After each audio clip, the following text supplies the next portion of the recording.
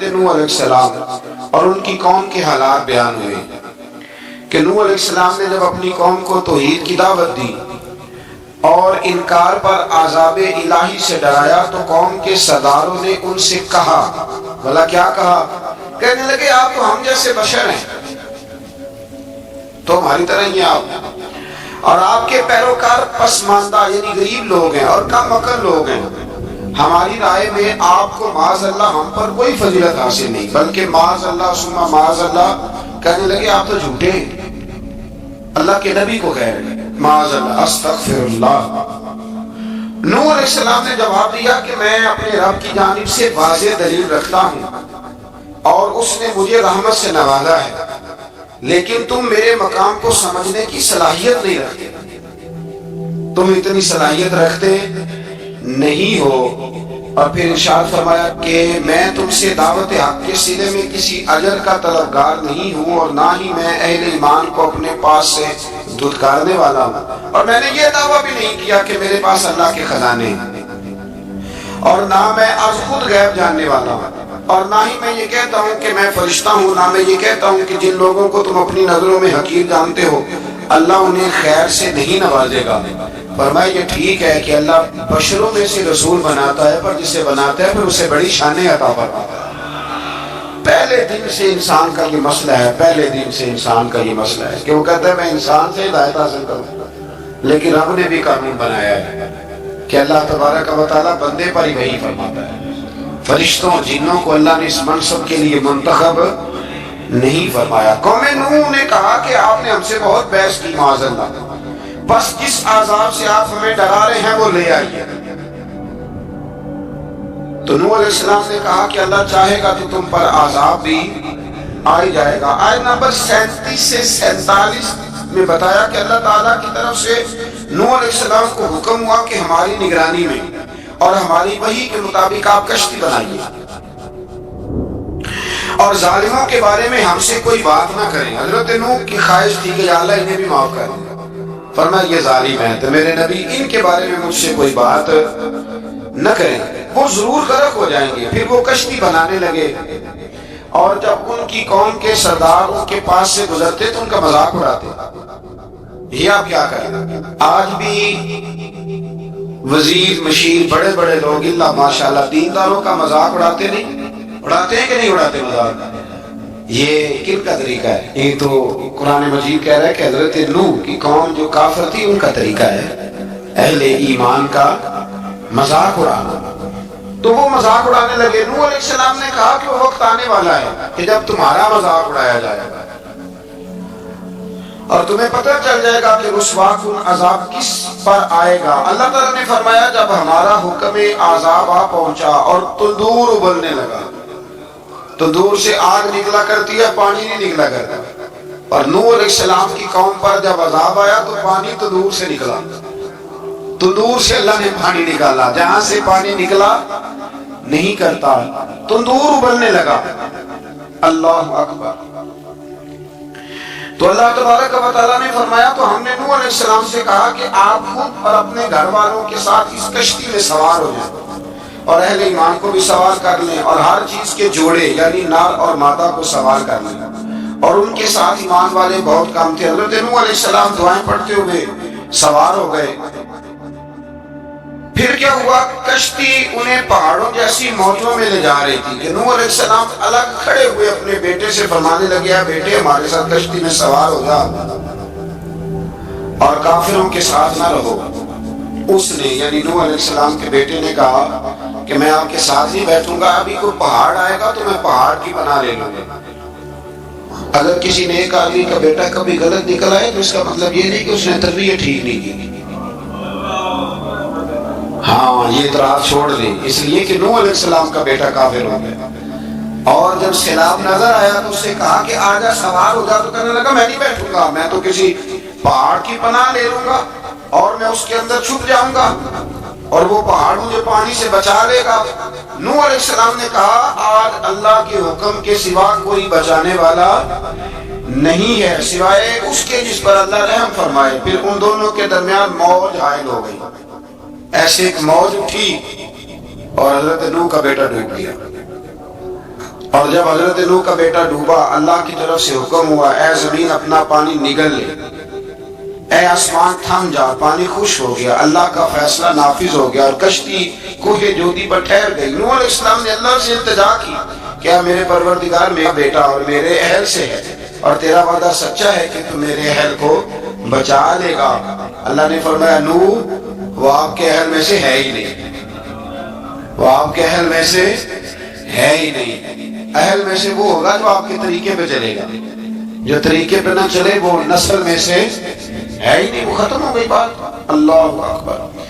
اس کے اعمال ٹھیک نہیں، جس بات کی حقیقت کا آپ کو معلوم نہ ہو اس کے بارے میں سوال نہ کرے۔ تو نوح علیہ السلام نے اللہ تعالیٰ سے اپنی اس اجتہادی خطا پر مغفرت اور رحم کی دعا کی۔ پھر طوفان نوح تھم جانے کے بعد وہ سلامتی کے ساتھ اتر گئے۔ اجتہادی خطا میں نے ایک لفظ بولا ہے، یہ اجتہادی خطا کا مطلب یہ ہے کہ بعض اوقات انبیاء سے ایسی باتیں سرزد ہو جاتی ہیں کہ جو تعلیم امت کے لیے ضروری ہوتی ہے، تاکہ لوگوں کو پتہ چل جائے کہ اللہ کی بارگاہ میں توبہ کیسے کریں۔ اگر وہ لوگ توبہ نہ کرتے تو ہمیں توبہ کے طریقے سمجھ میں، یعنی ان سے اجتہادی خطا ہو گئی، کہنے میں کرنے میں کوئی ایسی بات ہو گئی جو بظاہر اللہ تعالیٰ کی رضا والی، تو فوراً معافی مانگ لیتے تھے۔ لیکن اب امتی اٹھ کے کہے کہ نبی گناہ گار ہے، معاذ اللہ۔ حضرت آدم نے دعا مانگی تھی نا، ربنا ظلمنا انفسنا، اے اللہ ہم نے اپنی جانوں پر ظلم کیا۔ انہوں نے کہا تھا تو اگر کوئی بندہ حضرت آدم کو ظالم کہے گا تو کافر ہو جائے گا، تو اگر وہ کہے کہ وہ تو خود کہہ رہے ہیں، ایک بندہ اڑ جاتا ہے کہتے تو خود کہہ رہے ربنا ظلمنا، تو خدا کے بندے وہ اللہ کے نبی ہیں، وہ رب سے کہہ رہے ہیں، وہ عاجزی کے طور پر کہہ رہے ہیں۔ کچھ لوگ اڑ جاتے کہتے خود حضور نے کہا ہے جی انا بشر مثلکم، میں تمہاری طرح کا بشر ہوں، خود نبی پاک نے کہا ہے۔ عجیب بیوقوف بندے ہو، نبی کریم تو کہہ سکتے ہیں پر امتی اٹھ کے نہیں کہہ سکتا۔ اس نے تو کہنا ہے وہ حبیب اللہ ہے، اس نے تو کہنا ہے وہ قیامت میں شفاعت کرنے والے ہیں، امتی نے تو کہنا ہے وہ سارے نبیوں کے سردار ہیں، وہ امام الانبیاء ہیں۔ امتی وہ لفظ ادا کرے گا جو اس کے بنتے ہیں۔ آپ کوئی بندہ اٹھ کے کہہ دے، دیکھیں نا ایک بہت بڑا عالم تقریر کرتے ہوئے کہہ دی میں تو ان پڑھ آدمی ہوں، تو اس کا شاگرد کہے کہ استاد جی قسم اٹھائے گا آپ نے تقریر میں کہا نہیں میں ان پڑھ ہوں، آپ تو ان پڑھ ہے، تو یہ بات ادب ہے کہ بے ادبی ہے؟ چلیں اس سے آگے چلتے ہیں، یہ بھی ذرا مشکل سے سمجھ میں آئے گی۔ ایک اور بات جو جلدی سمجھ میں آ جائے گی، ایم این اے جب اعلان کرتا ہے، تقریر کرتا ہے، الیکشن لڑتا ہے تو کہتا نہیں میں قوم کا خادم ہوں، کہتے ہیں نا کہ میں قوم کا خادم سے آپ کیا کچھ کراتے ہو؟ سارے کام کراتے ہیں نا۔ خادم کو بندہ یہ بھی کہہ لیتا ہے کہ جھاڑو دے دے گلی میں، کہتے ہو کہ نہیں کہتے؟ تو اس نے بھی تو سپیکر میں کہا میں خادم ہوں، کہو اس سے کہ جھاڑو دے گلی میں آ کے، پھر پتہ کیا حال ہوگا؟ جھاڑو تو نہیں آئے گا اور ہو سکتا ہے کچھ ہے آ جائے۔ تو اس لیے آپ کو بندہ کہ جنہوں خود کہتے ہیں، کچھ پوری جماعت ہے لوگوں کی جو بات کو سمجھتی نہیں، کہتے ہیں خود کہے میں بشر ہوں، انہیں خود کہا میں غیب نہیں جانتا، انہیں خود کہا میرے پاس خزانہ کوئی نہیں، انہوں نے خود کہا میرے پاس کوئی شے نہیں۔ اس لیے آپ سمجھیں کسی کے لفظوں پر اگر آپ گرہ لگا کے بیٹھیں گے تو پھر اس سے بے ادبی ہوگی۔ تو نوح علیہ السلام نے اللہ سے اپنی اجتہادی خطا کی معافی مانگی۔ اب حضرت نوح کو کوئی خطا کار کہے گا تو بہت بڑا مجرم بن جائے گا، اس لیے کہ وہ اللہ کے نبی ہیں۔ آیت نمبر 50 میں قوم عاد کا ذکر ہے اور ان کی طرف دعوت توحید دینے کے لیے اللہ تعالیٰ نے حضرت ہود علیہ السلام کو بھیجا۔ ہود علیہ السلام نے قوم سے کہا کہ میں تم سے کسی چیز کا اجر طلب نہیں کروں گا، میرا اجر میرے اللہ کے بارگاہ میں ہے، بس تم اپنے رب سے بخشش مانگو، پھر اس کی بارگاہ میں توبہ کرو، اللہ تعالیٰ تم پر موسلادھار بارش برسائے گا اور تمہاری قوت میں اضافہ فرمائے گا۔ قوم عاد نے دعوت حق کو رد کیا اور ایمان نہ لائے بلکہ ہود علیہ السلام پر طنز کیا۔ وہ کہنے لگے کہ ہمارے تو معبودوں نے، ہمارے بتوں نے معاذ اللہ آپ کو پاگل بنا دیا ہے، آپ کو مجنون بنا دیا ہے۔ الٹا حضرت ہود کو کہنے لگے اس لیے آپ ایسی باتیں کرتے ہیں۔ ہود علیہ السلام نے کہا میں اللہ کو گواہ بناتا ہوں اور تم بھی گواہ رہنا کہ میں تمہارے شرک سے بری ہوں اور میں اللہ پر توکل کرتا ہوں اور میں نے رسالت کا حق ادا کر دیا ہے۔ آیت نمبر 58 میں اللہ تعالیٰ نے فرمایا جب ہمارے عذاب کا وقت آ گیا تو ہم نے اپنی رحمت سے ہود اور ان کے ساتھ مومنوں کو نجات عطا کی۔ قوم عاد نے اللہ کی نشانیاں اور رسولوں کو جھٹلایا اور دنیا اور آخرت میں لعنت کے حقدار ہوئے۔ آیت نمبر 61 میں پھر سے حضرت صالح علیہ السلام اور ان کی قوم سمود کے حالات کو بیان کیا گیا ہے۔ حضرت صالح نے کہا ہے میری قوم اللہ وحدہ لا شریک کی عبادت کرو، اس سے بخشش طلب کرو، اس کی بارگاہ میں توبہ کرو، اس نے تمہیں زمین سے پیدا کیا ہے، اس پر آباد کیا ہے۔ جواب دیا ہے صالح ہمارے آباء و اجداد کے معبودوں کی عبادت کو روکنے سے پہلے ہمیں آپ سے بڑی امیدیں تھی اور اب آپ ہمیں روکنے لگ گئے ہیں باپ دادا کے دین سے، لیکن اب ہمیں آپ کی دعوت کے بارے میں شکوک ہے۔ صالح علیہ السلام نے اپنی قوم سے کہا کہ یہ اللہ کی اونٹنی ہے اور یہ تمہارے لیے نشانی ہے، اسے چلنے کے لیے آزاد چھوڑ دو اور اسے تکلیف نہ دینا۔ اللہ اکبر، ورنہ تمہیں عذاب پہنچے گا۔ انہوں نے اونٹنی کی کونچیں کاٹ ڈالی۔ صالح علیہ السلام نے کہا تم صرف 3 دن اپنے گھروں میں مزے اٹھا لو، 3 دن، پھر اللہ کا یقینی عذاب آئے گا۔ پھر ایک چنگاڑ نے ان کو آ دبوچا، وہ اپنے گھروں میں گھٹنوں کے بل اوندے پڑے رہ گئے۔ صرف صالح علیہ السلام ان کے ساتھ اہل ایمان اس عذاب سے بچے۔ یہ 3 قوموں کا ذکر ہو گیا، نوح علیہ السلام کی قوم کا بھی، ہود علیہ السلام کی قوم کا بھی، اور حضرت صالح۔ آگے اللہ تبارک و تعالیٰ نے آیت نمبر 69 میں اس بات کا بیان فرمایا کہ حضرت ابراہیم علیہ السلام کے پاس فرشتے بشری شکل میں آئے، انسانی شکل۔ انہوں نے اجنبی مہمانوں کے لیے بچڑے کا بھنا ہوا گوشت تیار کرایا۔ آپ یقین کریں کچھ باتیں لوگ ایسی بیان کرتے ہیں کہ جن کو نہ سن کے بندے کا دل کرتا ہے کہ اس بندے کو بتائیں کہ یار یہاں تو دین سارا پڑھ۔ ایک سال مجھے کہنے لگا جی میں ایک پیر صاحب کے پاس گیا تھا تو بڑی مرغن غذائیں تھیں، انہوں نے میری بڑی خدمت کی پر مجھے نہیں اچھا لگا، پیروں کو چاہیے سادی روٹی رکھیں۔ میں کہتا ہوں پیروں واسطے لسٹ بنا کھا انہوں نے کس طرح نہ ہونا چاہیے۔ یہ بہت بڑی مصیبت ہے۔ اگر آپ سادہ کھانا کھلا دیں تب بھی اعتراض ہے، اچھا کھلا دیں کہنے رولا ہے کوئی پیر چوکھے مالدار، دونوں طرف سے مسئلہ۔ تو کہنے لگا جی پیروں کا کیا کام ہے، وہ کڑائیاں اور وہ سارے۔ تو پھر میں نے انہیں کہا کہ آپ اس طرح کریں گھر جا کے نا تو 12ویں سپارے کی تلاوت کریں۔ حضرت ابراہیم نے اپنے مہمانوں کے لیے بھونا ہوا کھانا تیار کرایا تھا۔ تو آپ کیا کہیں گے کہ حضرت ابراہیم درویش نہیں تھے؟ عجیب بات ہے بھائی، آپ ہر بات میں اڑ جاتے ہیں۔ دین ہم نے وہ لینا ہے جو اللہ کا قرآن ہمیں دیتا ہے اور رسول اللہ کی حدیث ہمیں دیتی ہے۔ جب انہوں نے دیکھا کہ مہمان کھانے کی طرف ہاتھ نہیں بڑھا رہے تو ان کو ڈر محسوس ہوا۔ حضرت ابراہیم کو فرشتوں نے کہا کہ ہمیں قوم لوط علیہ السلام کے عذاب کے لیے بھیجا گیا ہے۔ حضرت ابراہیم کی بیوی کھڑی تھی، اس پر وہ مسکرائیں تو فرشتوں نے اللہ کی طرف سے انہیں حضرت اسحاق علیہ السلام اور اس کے بعد حضرت یعقوب علیہ السلام کی بشارت عطا کی۔ اسحاق علیہ السلام حضرت ابراہیم کے بیٹے ہیں اور یعقوب علیہ السلام پوتے ہیں، اور یعقوب علیہ السلام کے بیٹے یوسف علیہ السلام۔ ہاں اللہ اگر چاہے تو 7 نسلوں میں نبوت رکھ دیتا ہے اگر اس کی منشا۔ تو حضرت یعقوب کی بشارت دی۔ انہوں نے حیرت سے کہا کہ ہم تو نا میاں بیوی تو بوڑھے ہیں، اس عمر میں اولاد کیسے ہوگی؟ تو فرشتوں نے جواب دیا اے ابراہیم کے گھر والو، تم پر اللہ کی رحمتیں اور برکتیں ہوں، اللہ کی قدرت پر تمہیں کیوں تعجب ہے؟ اللہ فرماتا ہے کہ بیٹے کی بشارت سن کر ابراہیم کا خوف دور ہو گیا اور پھر وہ قوم لوط کے بارے میں گفتگو کرنے لگے۔ ابراہیم بہت بردبار، اللہ سے آہوازی کرنے والے اور اس کی طرف رجوع کرنے والے تھے۔ اللہ تعالیٰ نے حضرت ابراہیم علیہ السلام کو فرمایا اے ابراہیم اس گزارش سے آپ گریزاں رہیں، اس کا یقینی فیصلہ ہو چکا ہے اور ان پر نہ ٹلنے والا عذاب نازل ہو کے رہے گا۔ وہ کیا گناہ کرتے تھے؟ لوط علیہ السلام کی قوم کو میں نے بتایا تھا، مرد مردوں سے بدفعلی کری۔ تو حضرت ابراہیم نے بھی عرض کی، بار بار گزارش بحث کی کہ اللہ مہربانی فرما ان کا عذاب۔ آپ دیکھیں نبیوں کے حوصلے کتنے بڑے ہیں، قومیں تنگ کرتی ہیں اور طرح طرح کی باتیں کرتی ہیں اور پیغمبر پھر بھی کہتے ہیں یا اللہ مہربانی فرما، اے اللہ ان سے عذاب۔ آیت نمبر 77 میں حضرت لوط علیہ السلام کی قوم کی بدعمالیوں اور لوط علیہ السلام کے اپنی قوم کو بدعمالیوں کے باعث فرشتوں کی آمد، قوم کے بدعمال لوگوں کے دوڑ کر آنے اور حضرت لوط کو ان کے سمجھانے اور ان کے انکار پر مضطرب ہونے کا ذکر ہے، جس پر فرشتوں نے حضرت لوط کو تسلی دی کہ آپ فکر نہ کریں، ہم آپ کے رب کے فرشتے ہیں، یہ آپ اور ہم تک نہیں پہنچ سکیں گے۔ آپ رات کے آخری حصے میں قوم کی طرف توجہ کیے بغیر ہجرت فرما لیں، اس لیے کہ صبح کے وقت ان پر عذاب آئے گا۔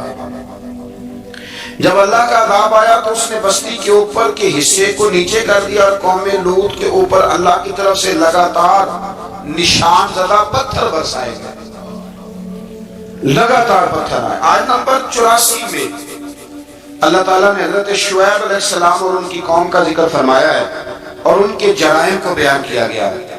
وہ ناپ تول میں کمی کرتے تھے، دوسروں کو چیزیں کم تول کر دیتے تھے۔ اللہ تعالیٰ نے ان سے فرمایا کہ فساد فی الارض سے باز آؤ اور اپنے سے پہلے سرکش امتوں کا انجام دیکھ لو۔ جب حضرت شعیب کی نصیحتوں کا ان پر اثر نہ ہوا تو پھر اللہ تعالیٰ نے انہیں بھی عذاب سے ہلاک کر دیا۔ آیت نمبر 94 میں فرمایا کہ جب ہمارا عذاب آیا تو ہم نے اپنی رحمت سے حضرت شعیب اور ان پر ایمان لانے والوں کو بچا لیا، اور ظالموں کو ایک زبردست چنگاڑ نے پکڑ لیا تو صبح وہ اپنے گھروں میں اونڈے منہ پڑے تھے، گویا وہ کبھی وہاں آباد تھے ہی نہیں۔ آیت نمبر 96 میں حضرت موسیٰ علیہ السلام کو عطا کیے جانے والے 9 معجزات کا ذکر ہے۔ پھر فرعون اور اس کے پیروکاروں کے باطل روش کے باعث ان کی ہلاکت کا بھی ذکر فرمایا، اور دنیا اور آخرت میں انہیں ملعون یعنی لعنتی قرار دیا۔ جن بستیوں کو اللہ تعالیٰ نے ہلاک کیا ان میں سے بعض کے آثار موجود ہیں اور بعض کے آثار تک معدوم ہو چکے۔ ان میں سے ہر بستی والے اپنے ظلم کے باعث ہی ہلاک ہوئے۔ اللہ تعالیٰ کسی پر ظلم نہیں فرماتا، لوگ خود اپنی جانوں پر ظلم کرتے ہیں۔ جو شخص عذاب آخرت سے ڈرتا ہے اس کے لیے اس میں نشانیاں موجود ہیں۔ آیت نمبر 106 سے اللہ تعالیٰ نے انجام کے اعتبار سے لوگوں کی 2 قسمیں بیان کی۔ 2 قسمیں فرمایا، ایک ہے سعادت مند لوگ اور دوسرے ہیں بدبخت۔ فرمایا بدبختوں کا ٹھکانہ جہنم ہے جس میں وہ ہمیشہ رہیں گے، اور نیک بختوں کا ٹھکانہ جنت ہے، وہ ہمیشہ اسی میں رہیں گے، اور ان کے لیے اللہ کی طرف سے نا ختم ہونے والی عطا ہے۔ آیت نمبر 110 میں حضور صلی اللہ علیہ وسلم کو تسلی دی گئی کہ جس طرح یہ لوگ قرآن کے بارے میں اختلاف کرتے ہیں، اسی طرح قوم موسیٰ نے تورات کے بارے میں بھی اختلاف کیا تھا، اور اللہ نے ان کے اعمال کا پورا بدلہ ہی دیا۔ آیت نمبر 112 سے سرکشی کو چھوڑ کر احکامات دین پر استقامت اختیار کرنے اور ظالموں کے ساتھ میل جول رکھنے سے بچنے کا حکم دیا گیا ہے، اور فرمایا کہ ظالموں سے میل جول کا انجام دوزخ کی آگ۔ ہم لوگ نہ شکوہ کرتے ہیں، کسی حکومت کو بنے ہوئے 6 مہینے گزرتے ہیں تو شکوہ شروع ہو جاتا ہے، حالانکہ وہ خود تو نہیں نہ بنتے، ان کو کوئی بنانے والا ہے۔ تو ظالم کا جو مددگار ہوتا ہے وہ بھی ظالم ہوتا ہے، اس لیے احتیاط کریں۔ اور یہ صرف سیاستدانوں کی بات نہیں، دنیا کے ہر معاملے میں آپ غور کریں کہ آپ کسی ظالم کے مددگار تو نہیں۔ اللہ تعالیٰ ہمیں حق پر استقامت عطا فرمائے۔ آیت نمبر 114 میں دن کے دونوں طرفوں میں اور ابتدائی رات کے کچھ حصے میں اللہ تعالیٰ نے نماز قائم کرنے کا حکم دیا ہے، رات کے کچھ حصے میں بھی نماز پڑھنی چاہیے، اور یہ بھی بتایا کہ بے شک نیکیاں گناہوں کو مٹا دیتی ہیں، اور یہ نصیحت قبول کرنے والوں کے لیے نصیحت ہے۔ آیت نمبر 120 میں اللہ تعالیٰ نے فرمایا کہ ہم آپ صلی اللہ علیہ وسلم کو رسولوں کی تمام خبریں آپ کے دل کی تسکین اور تقویت کے لیے بیان کرتے ہیں، اور ان میں مومنوں کے لیے نصیحت اور عبرت ہے کہ ان ساری باتوں سے عبرت پکڑ لو۔ بچہ صرف وہی جو اللہ کے نبیوں کے طریقے پہ چلا اور نبیوں کے ساتھ رہا، باقی بات سکے نہیں۔ اللہ تعالیٰ کی طرف سے توحید و رسالت اور وقوع قیامت کے دلائل بھی ہیں۔ آیت نمبر 123 میں فرمایا کہ آسمانوں اور زمینوں میں سب غیب اللہ ہی کے ساتھ مختص ہے، اور ہر کام اسی کی طرف لوٹایا جاتا ہے۔ آپ اسی کی عبادت کیجئے، اسی پر توکل کیجئے، اور آپ کا رب لوگوں کے اعمال سے غافل نہیں ہے۔ اسی بارے میں نا آگے سورۃ یوسف شروع ہو رہی ہے۔ اس کو اللہ تعالیٰ نے کہا ہے کہ یہ بڑا پیارا قصہ ہے، احسن القصص کا، قصوں میں سونا قصہ۔ تو یہ کچھ 12ویں پارے میں اور کچھ 13ویں پارے میں ہے۔ میں نے یہ ارادہ کیا کہ یہ ایک ہی دن پوری بیان کرنا۔ قوم سبت کا ذکر فرمایا اللہ، ہفتے والے دن کچھ لوگ نافرمانی کرتے ہیں۔ ہمارے بھی ہیلے بہانے ہیں نا آج کل کاروبار میں، تو اسی सिपारे की आयत नंबर 65 के अंदर अल्लाह ताला ने हजरत दाऊद की कौम का जिक्र किया कि अल्लाह ने उन्हें हुक्म दिया था कि हफ्ते वाले दिन मछलियां नहीं पकड़नी, तो वो कहते थे चलो हाथ लगा के नहीं पकड़नी, हाथ लगा। वो हमारे लोग हीले बहाने तलाश कर लेते हैं ना, वो बड़े जनाब इंश्योरेंस वाला आ गया, अब वो बैंक वाला आ गया, वो फलाने साहब आ गए, वो तो रोड मरोड़ के कहानियां बातें, और फिर हमें भी रास्ते मिल जाते हैं बचने के। मुफ्ती साहब ने कह दिया था, ओ एक मौलाना से मैंने इनको कहा हफ्ते वाले दिन मछलियां नहीं पकड़।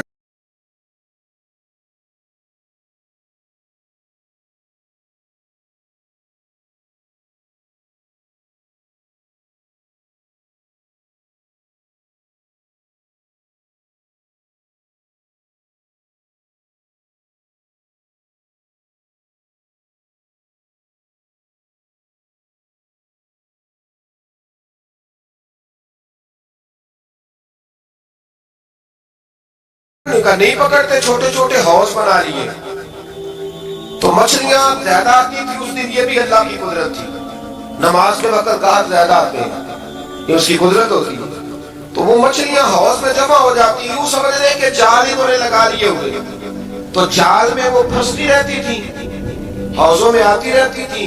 हफ्ते को नहीं पकड़ते थे, इतवार को पकड़ लेते थे, तो फिर अल्लाह ने इन्हें सजा दी। फरमाया तमाशे करते हो अल्लाह के हुक्म के साथ, क्या सजा दी? फकुलना लहुम कूनू किरादतन खासीन, फरमाया बंदर बन जाओ धुतकारे हुए। जो रिस्क हराम तरीके से कमाते थे रब उन्हें बंदर बना देता था। अभी भी मैंने देखे हैं बड़े बड़े ताजर पागलों जैसी जिंदगी गुजार रहे, नफसियाती तौर पे सुकून नहीं है, करोड़ों रुपया पड़ा। क्यों? इसलिए कि रब के बताए हुए तरीके के मुताबिक तिजारत नहीं करते। आगे एक और दिलचस्प बात आ गई, बनी इस्राइल के अंदर ना एक शख्स ने अपने चचा को कत्ल कर दिया जायदाद के लिए। ये देखे कब से लोग जायदाद के लिए कत्ल करते आ रहे हैं। चचा को कत्ल कर दिया, कत्ल करके हजरत मूसा अलैहिस्सलाम के पास आए कि मेरे चचा को किसी ने कत्ल कर दिया है, तो बताए क्या कर रहे? तो आपने फरमाया कि गाय ज़िबा करो और उसका एक टुकड़ा मकतूल को मारो, मरने वाले को, वो खुद उठ के बता देगा मुझे किसने कत्ल किया है। अब इरादा नहीं था गाय ज़िबा करने का, तो बहाने करने लगे। इरादा नहीं ना होता तो फिर क्या होते हैं, कहने लगे गाय किस तरह की हो, बूढ़ी हो के बच्ची हो, रंग कैसा हो, जवान हो कि छोटी हो, हाल में एक दफा चलना सीख गई हो या अभी ना सीखी हो। तो बताते गए तो रब भी शर्तें बयान करता गया, गहरे जर्द रंग की हो, हाल के अंदर उसे ना चलाया गया हो, पानी ना निकाला गया हो, ना बच्ची हो ना जवान हो, इसके दरमियान हो। ये सारी शर्तें कहाँ पाई जाती थी? हजरत मूसा अलैहिस्सलाम की कौम का एक शख्स था जो अल्लाह का वली था। वो जब इंतकाल करने लगा ना, अल्लाह अकबर, देखो रब वलियों की औलादों पर भी कितना फजल फरमाता है। वो जब इंतकाल करने लगा तो एक उसके पास छोटी सी बच्चियां थी, गाय की बच्ची, उसने जंगल में छोड़ दी। कहने लगा या अल्लाह मैं तेरे नाम पे छोड़ता हूँ, मेरा बच्चा जवान हो जाए तो उसे दे देना, और तो सरमाया ही कोई नहीं। बच्चा बड़ा हुआ तो बच्चा भी बड़ा नेक था, अपनी माँ का बड़ा फरमाबरदार था। उसकी माँ ने कहा बेटा तेरे बाप ने एक गाय छोड़ी थी। तो बच्चा जंगल में गया, जाके कहने लगा ऐ अल्लाह मेरी गाय मुझसे मिला दे। तो रब करीम ने वो गाय वापस कर दी। वो गाय घर ले आया। अब वो कहने लगा अम्मा बेच दूं, तो अम्मा कहने लगी बेटा मेरे पूछे बगैर ना बेचना। कई दफा का हक लगे, पर उसने कहा जब तक मेरी अम्मा ना कहेगी मैं बेचूंगा। उधर बनी इस्राइल वाले शर्तें जितनी गाय के बारे में पूछ चुके थे वो सारी इसी गाय में पाई जाती। तो ये ढूंढते ढूंढते वहां पहुंच गए। तो कहने लगे गाय चाहिए। उसने कहा भी तुम्हारी मर्जी से नहीं, कीमत मेरी मर्जी की। एक मुफस्सर ने तो यहाँ तक लिखा है कि उसने कहा गाय ज़िबा करके ना, तो जितना गाय के अंदर गोश्त होगा ना उतना ही खाल के अंदर तो मुझे माल भर के दोगे, उतने सिक्के भर के दोगे, उतनी अशरफियां भर के दोगे, तो फिर तुम्हें गाय दूंगा।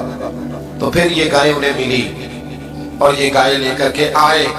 ज्यादा सवालात ना करते तो ज्यादा उलझते ना।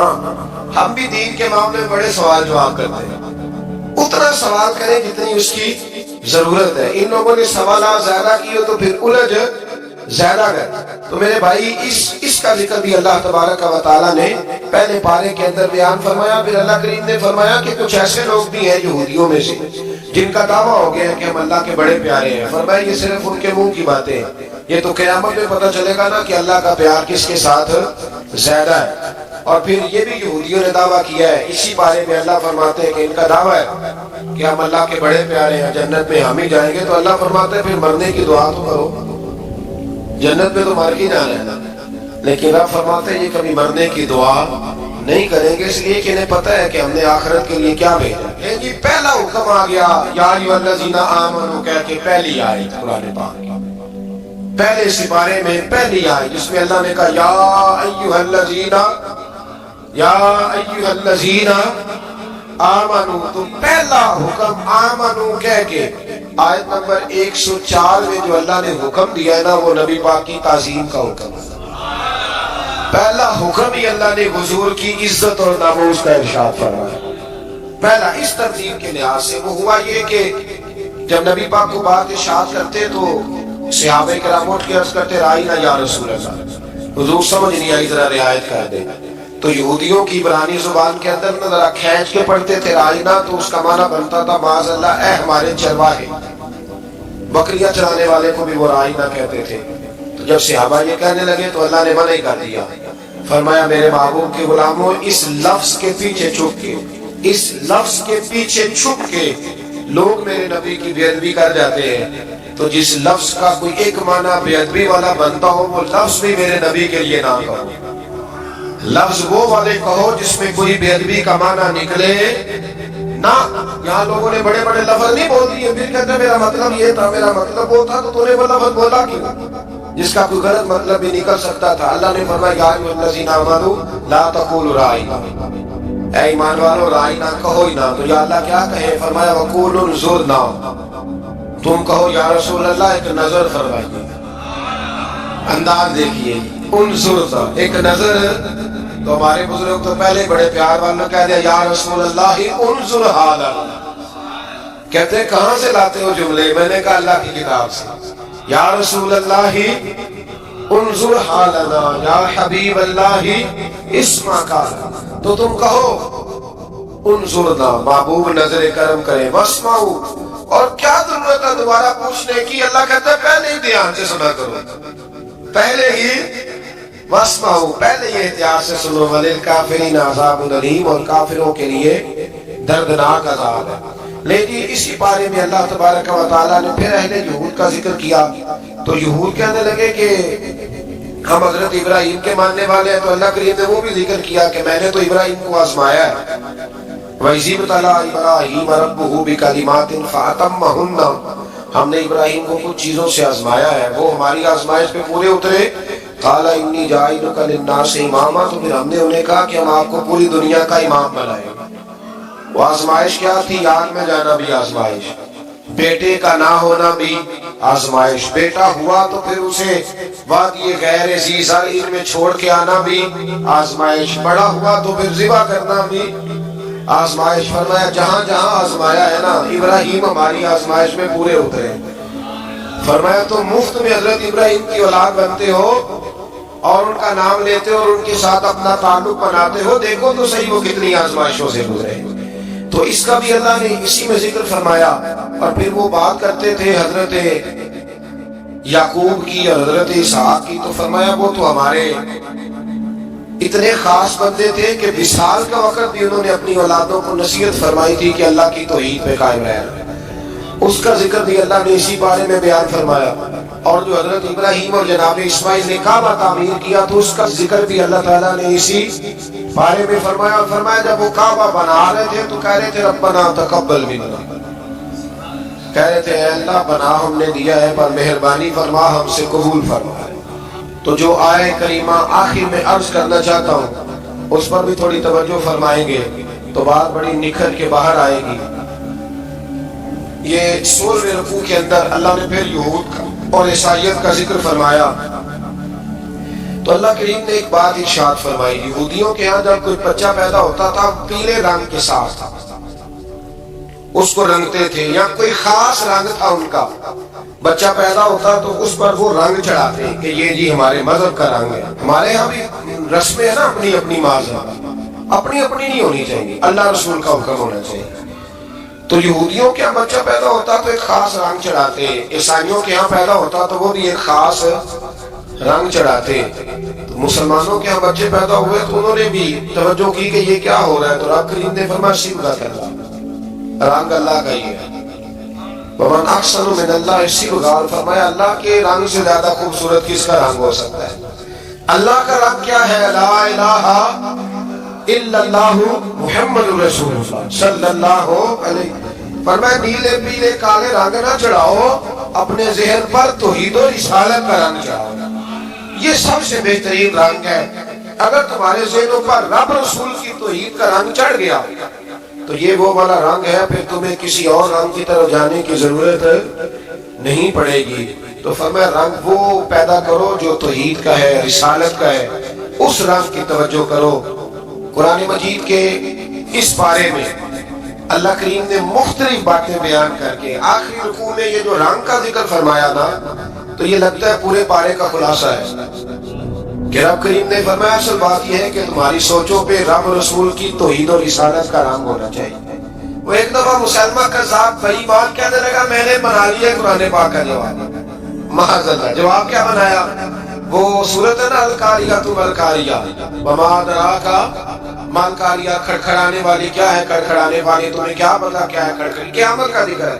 کہنے لگا میں نے اس کی ایسی صورت بنا لیا، تو کیا بنایا؟ الفیل مالفیل وما ادراک ما الفیل، کہنے لگا ہاتھی، تمہیں کیا پتا کیا ہاتھی، تم کیا جانو کیا ہاتھی۔ تو پاس میں اس کے اپنے بیٹھے تھے نا چیلے، اور کہنے لگے چپ کر جا، سارے زمانے کو پتا ہاتھی کیا ہوتا ہے۔ تو پاگل ہے، اس کے دو کان ہوتے ہیں، ایک سونڈ ہوتی ہے، چار اس کے پیر ہوتے ہیں۔ بیوقوف آدمی قرآن کا مقابلہ کرنا ہے تو وہ چاچی کے ساتھ کر، پاگلوں کی طرف مقابلہ کرے گا، جوتے کھائے گا بھی، ہمیں بھی پڑھوائے گا۔ تو قرآن مجید کا کوئی مقابلہ کر سکا؟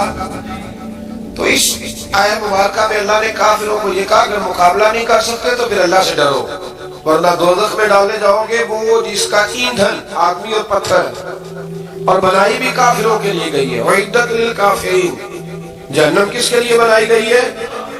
کافروں اور منافقوں کے لیے۔ مسلمانوں کے لیے بنائی گئی، مسلمان مرضی سے چھلانگے لگائیں تو ان کی موج ہے، ورنہ ان کے لیے جہنم، ان کے لیے اللہ نے جنت بنائی۔ اور یہ بات کرتے ہی رب کریم نے فرمایا اے محبوب علیہ السلام مومنوں کو خوشخبری دے دے کہ اللہ نے ان کے لیے جنت بنائی ہے، اس میں باغات ہیں، انہیں رزق دیا جائے گا کھانے کے لیے، اور اس میں انہیں پاکیزہ بیویاں دی جائیں گی، اور پھر وہ اس میں ہمیشہ رہیں گے، انہیں اس سے نکالا نہیں جائے گا۔ آگے جو آیات کریمہ ہے نا، اس کے اندر اللہ تبارک و تعالیٰ نے فرمایا ہے کہ اللہ حیا نہیں کرتا، سمجھانے کے لیے مچھر کی مثال بھی دینی پڑے گی۔ فرمایا قرآن سے کچھ لوگ ہدایت حاصل کرتے ہیں، کچھ گمراہ ہو جاتے ہیں۔ جب لوگ اپنی مرضی کی تشریحات چاہتے ہیں تو گمراہ ہوتے ہیں، اور جب قرآن کو رسول اللہ صلی اللہ علیہ وسلم اور امت مسلمہ کی تشریحات کی روشنی میں سمجھتے ہیں تو پھر اللہ ہدایت عطا فرماتا ہے۔ پھر اللہ تبارک و تعالیٰ نے آگے ارشاد فرمایا حضرت آدم کی پیدائش کا واقعہ۔ مفسرین نے لکھا اللہ نے مشورہ کیا تھا فرشتوں سے، وَإِذْ قَالَ رَبُّكَ لِلْمَلَائِكَةِ إِنِّي جَاعِلٌ فِي الْأَرْضِ خَلِيفَةً، لیکن کچھ مفسرین کہتے ہیں کہ اللہ کو ضرورت نہیں فرشتوں سے مشورہ کرنے کی، اللہ نے فرشتوں سے مشورہ نہیں کیا، بلکہ رب نے انہیں آگاہ فرمایا تھا کہ میں لگا ہوں زمین پہ اپنا نائب بنانا، میں خلافت دینے لگا ہوں زمین پہ۔ اب یہ تو دینے والی کی مرضی ہے نا، اس نے کس کو دینی ہے، یہ تو دینے والے کی مرضی ہے نا اس نے۔ تو کچھ لوگ کہتے ہیں کہ دینے والے سے زیادہ ہمیں پتہ ہے، تو فرشتوں کو بھی یہ اجتہادی خطا ہو گئی، کہنے لگے یا اللہ اسے نہ بنانا، یہ فساد کرے گا، یہ خون ریزیاں کرے گا۔ تو اللہ نے فرمایا جو میں جانتا ہوں وہ تم، اللہ اکبر۔ امام راضی فرماتے ہیں جب رمضان آتا ہے تو اللہ فرشتوں سے کہتا ہے ذرا یہ کھول کے دروازے دیکھو نا یہ زمین پہ کیا کر رہے ہیں، تم تو کہتے تھے فساد کریں گے اور یہ سارے تراویحیں پڑھ رہے ہیں، تم تو گویا کہتے تھے فساد کریں گے اور یہ تو دیکھو گویا رمضان کے روزے رکھ رہے ہیں، یہ تو میری یاد میں نکلے ہوئے، تم کچھ کہتے تھے اور دیکھو میں نے تمہیں کہا تھا نا جو میں جانتا ہوں وہ تم۔ اللہ نے پھر حضرت آدم علیہ السلام کو تمام زمانے کے علوم عطا کیے، علم سکھا لیا۔ تو فرشتوں سے کہا تم بھی ان چیزوں کے نام بتاؤ، تو وہ بتا سکے نہیں۔ اللہ نے فرمایا اب اس طرح کرو، آدم کو سجدہ کرو۔ سب نے سجدہ کیا سوائے وہ کہنے لگا یا اللہ صرف تجھے ہی کرنا بھی صرف اللہ کو چاہیے، پر رب کے آگے بھی جھکنا چاہیے، اور جس کے سامنے رب جھکائے نا وہاں بھی۔ اور یہ جو عاجزی ہے نا، یہ جو جھکنا ہے، یہ علم کے آگے ہے۔ ہماری مصیبت یہ ہے کہ ہم علم کے آگے بھی گردن جھکانے کو تیار نہیں ہوتے، وہاں بھی ہم خود عالم فاضل بن جاتے ہیں۔ تو فرمایا کہ سب سے کہا سجدہ کرو، سب نے سجدہ کیا سوائے ابلیس کے۔ تو پھر ہوا کیا، وکان من الکافرین، وہ کافروں میں سے ہو گیا۔ پھر اللہ نے حضرت آدم کو اور جناب حوا کو نا مقام دے دیا جنت میں رہنے کے لیے، اور کہا سارا کچھ کھانا، درخت کے قریب نہ جانا۔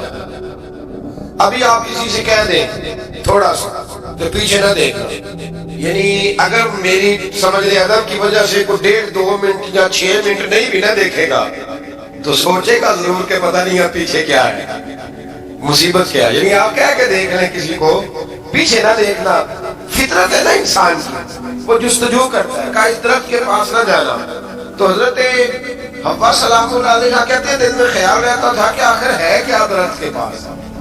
یہی انسان کا عقیدہ ہے، توحید ہے کہ جہاں سے رب منع کر دے وہاں وہ منع ہو جائے۔ اور یہ ان کی خطا نہیں تھی، یہ اللہ کی حکمت تھی، چونکہ رب نے تو پہلے کہہ دیا تھا بنایا ہی زمین کے لیے، تو یہ تو سارا کچھ ہونا تھا تو زمین پہ آنا تھا نا۔ تو حضرت حوا اور جناب آدم کے پاس شیطان آیا، اس کو نکال تو دیا تھا پر ابھی اس کا جنت میں آنا جانا بند نہیں ہوا تھا، یہ بھی اللہ کی حکمت تھی۔ تو وہ کہنے لگا تمہیں پتہ ہے بعد میں مر جاؤ گے۔ تو حضرت حوا کہنے لگی کیا موت بھی آئے گی؟ کہاں، اس کی تکلیف بھی بڑی ہوگی، تو پھر بچیں گے کیسے؟ تو کہنے لگے پھل کھا لو اس درخت کا۔ تو بچنے کے لیے پھل کھایا تھا۔